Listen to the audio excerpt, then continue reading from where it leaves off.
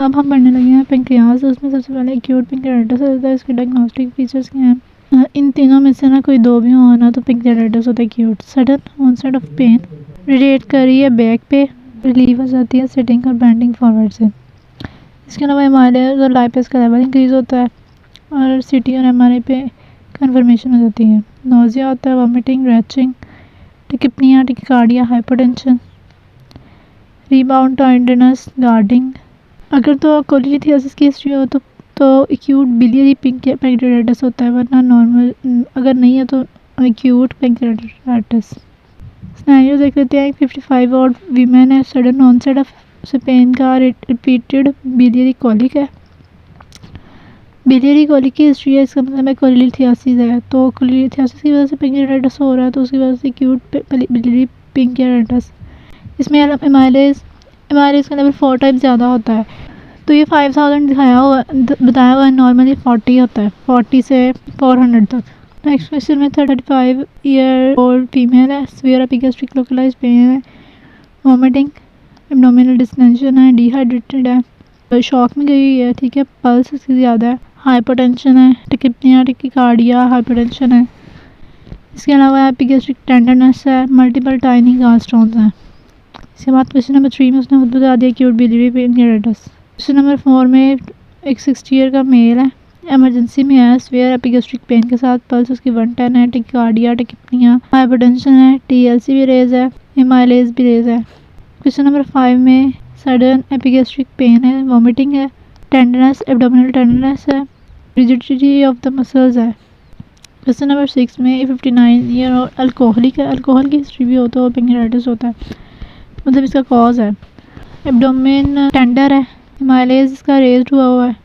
इसके अलावा bluish discolouration है अराउंड द फ्लैंक्स, यहाँ तो अराउंड द अम्बिलिकस होगी, यहाँ अराउंड फ्लैंक्स, तो फ्लैंक्स पर ही है। उस ब्लूइश डिस्कलरेशन है अराउंड द फ्लैंक्स है, उसको हम ग्रे टर्नर कहते हैं। और अगर अराउंड अम्बिलिकस है तो उसको कलन साइन कहते हैं उसको।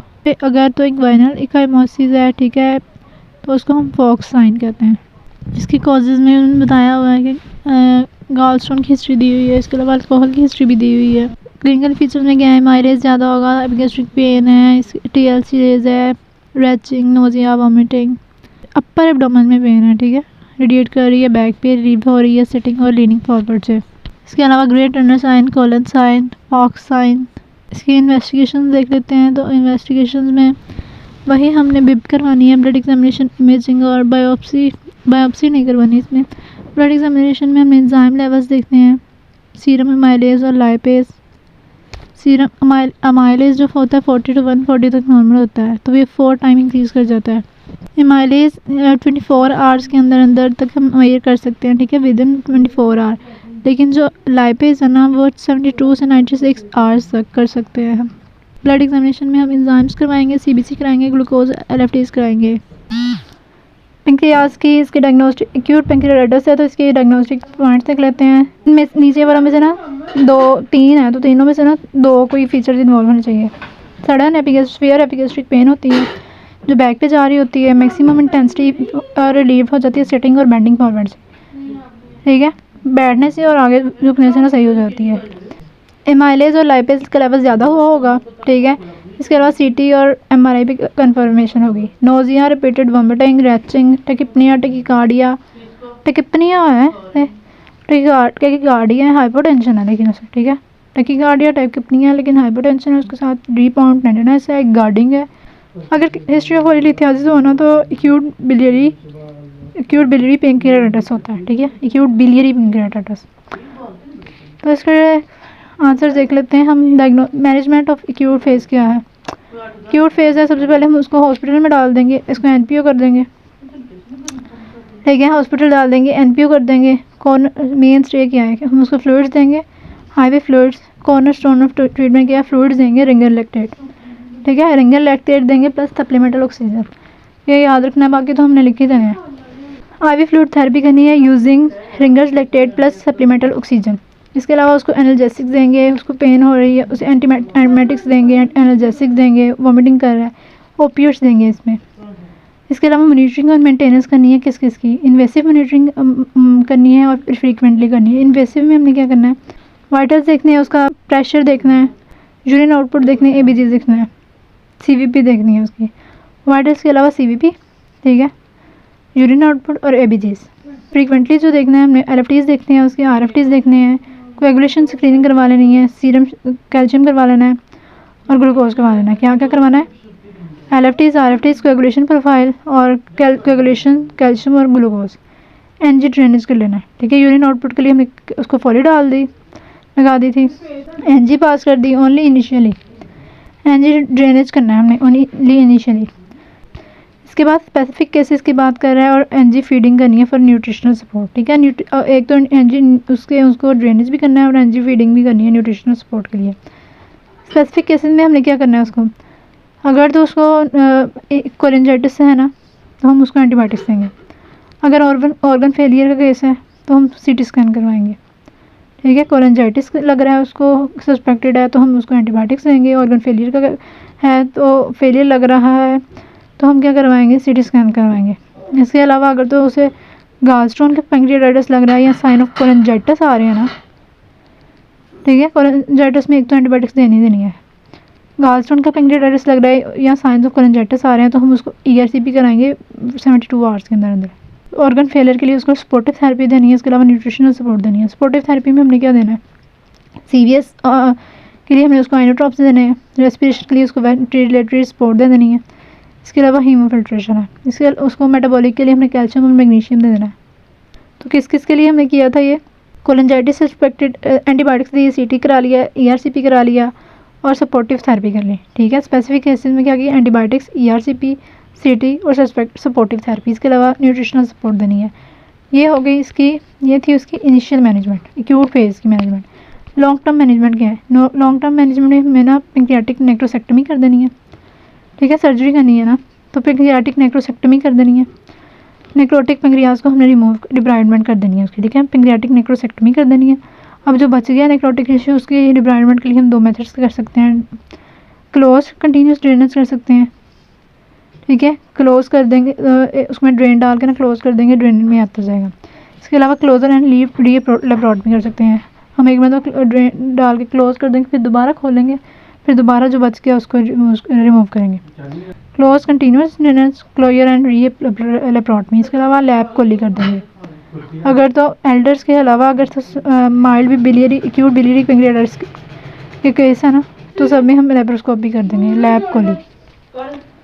आगे उसने इन्वेस्टिगेशन पूछी हुई हैं, तो ब्लड एग्जामिनेशन करवाएंगे, इमेजिंग कराएंगे, PFTs कराएंगे, pancreatic function test. Blood examination में हम एंजाइम्स में एमाइलेज और लाइपेज 24 घंटे के अंदर अंदर एमाइलेज कराएंगे। इनिशियल गुड्स टेस्ट होता है लेकिन मोस्ट एक्यूरेट लाइपेज होता है, लेकिन और ये दोनों ना 4 टाइम्स ज़्यादा एलिवेट हो जाते हैं। एमाइलेज 24 आवर के अंदर अंदर और लाइपेज 72 से 96 के अंदर अंदर। एक दिन में हम एमाइलेज कर सकते हैं और 3 से 4 दिन में हम कर सकते हैं लाइपेज। इसके अलावा हम CBC करा लेंगे, ग्लूकोज चेक करवा लेंगे, LFTs तो करवाने हैं, LFTs, ठीक है, ग्लूकोज करवा लेंगे उसकी। इमेजिंग में इसकी इन्वेस्टिगेशन ऑफ चॉइस है ना जो पैंक्रियाटिक के लिए, कंट्रास्ट इन हार्ट CT है 72 घंटों के बाद, ठीक है, 4 दिन के बाद, 4 नहीं है 3 दिन बनते हैं, ठीक है, 3 दिन के बाद हम आ सकते हैं। हाँ, और इसके अलावा अल्ट्रासोनोग्राफी, MRI कराएंगे, ERCP, MRCP कराएंगे, वीडियोग्राफ कराएंगे चेस्ट पर का, और इसके बिप है ये, तो हमें इसकी पैंक्रियाटिक फंक्शन टेस्ट करवाने हैं। आगे उन्होंने रेंसन स्कोरिंग क्राइटेरिया पूछा, और एडमिशन पे क्या होता है और 48 आवर्स के अंदर क्या होता है। एडमिशन पे क्या देखेंगे हम, उसकी एज है 55 से ज़्यादा है, WBC 16/9 से ज़्यादा है, ग्लूकोज 200 से ज़्यादा है, LDH 350 से ज़्यादा है और AST 250 से ज़्यादा है, ठीक है। LDH हमारे पास 350 से ज़्यादा है और AST 250 से ज़्यादा है। इसके अलावा विदिन 48 जो करवाएंगे, 48 के अंदर भी आना हमने हेमेटोक्राइट देखना है, हेमेटोक्राइट फॉल देखना है 10% होगा या ग्रेटर, ठीक है। हेमेटोक्राइट कम हो जाता है, नाइट्रोजन ज़्यादा हो जाती है 5 mg, ठीक है।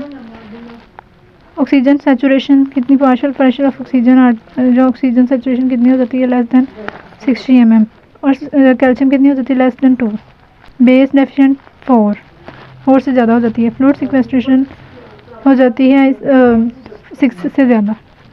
ये जो एडमिशन का क्राइटेरिया इसको हम गाला से कर सकते हैं, जिससे हमारे पास ग्लूकोज है 200 से ज़्यादा, ठीक है। ये तरीके से AST आगे आ जाता है हमारे पास 200 200 250 350, ठीक है। 200 250 और 350, 200 250 और 350।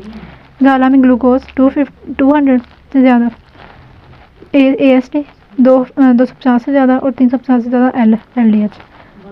गाला तो एज तुम्हें 555 से ज़्यादा और 1500 से 16 इंटू 10 के बाद 9 से ज़्यादा WBC GALAW। 48R के अंदर हम इसको ना BSc HO से कर सकते हैं। तरतीब से ही आएगी 4 5 6 8 60, इसी हिसाब से आएगी देखना।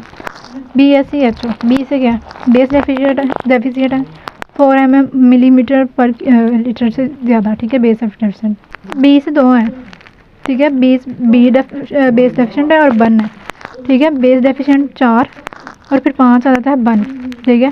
4 और 5 के बाद 6 आता है ना BSc, तो एस में सिक्वेस्ट्रेटेड फ्लूइड तो 6 से ज़्यादा। BSc सी से क्या कैल्शियम 8 mg पर डेसीलीटर से कम। इसके अलावा BSc HO, एच से क्या हेमेटोक्रिट 10 और उसके बाद 8 के बाद 80 आता है ना, उसके बाद 60 आता है और partial pressure of oxygen less than 60। अब हमने जो वैल्यूज़ की है ना सबके साथ हमने ग्रेटर लगाना है, लेकिन कैल्शियम और जो BSc के एंड पे है और HO के एंड में, मतलब एंड ना वाला लफ्ज़ है ना कैल्शियम और ऑक्सीजन, उसके साथ में लेस देन लगाना है। आगे आ जाती है लोकल कॉम्प्लिकेशंस। तो क्या हो सकता है, सबसे पहले तो एक्यूट फ्लूइड कलेक्शन हो सकती है, पेनक्रियाटिक नेक्रोसिस हो सकती है, स्टीराल भी हो सकती है, इन्फेक्टेड भी हो सकती है, एब्सेस बन सकती है, सूडोसिस बन सकती है, एसाइटिस हो सकती है, एफ्यूजन हो सकती है, थ्रोम्बोसिस हो सकती है। कौन कौन सी वेन की, पोर्टल वेन की और या स्प्लेनिक वेन की, ठीक है। पोर्टल वेन की या स्प्लेनिक वेन की। इसके अलावा स्प्लेनिक वेन की और वेन की थ्रोम्बोसिस हो गई और स्प्लेनिक आर्टरी में एनेरिज्म बन गया, सूडो एनेरिज्म, ठीक है। स्प्लेनिक वेन की क्या हुई है थ्रोम्बोसिस और स्प्लेनिक आर्टरी की सूडो एनेरिज्म। इसके अलावा फेस्टुला बन सकता है, पेंक्रियाटिक प्लूरल और पेंक्रियाटिक क्यूटेनियस। आगे आ जाता है मैनेजमेंट, सेम है। आगे DDs पूछे हुए क्वेश्चन नंबर 6 में, तो PUD हो सकता है, रेंजाइटिस हो सकता है, रेजिस्टाइटिस हो सकता है।